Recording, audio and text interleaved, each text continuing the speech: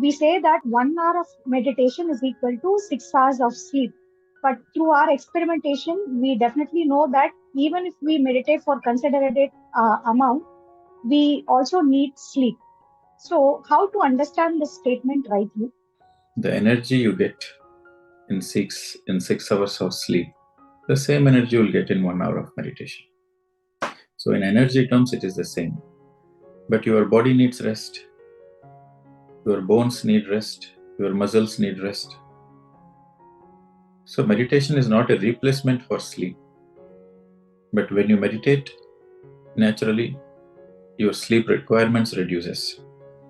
For example, for the rest of the physical body, bones, muscles, flesh, 3 to 4 hours is enough.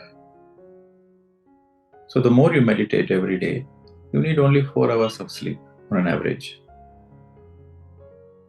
So you will be healthy, energetic, so you don't need much sleep. So that is the equation. So you need to understand that way.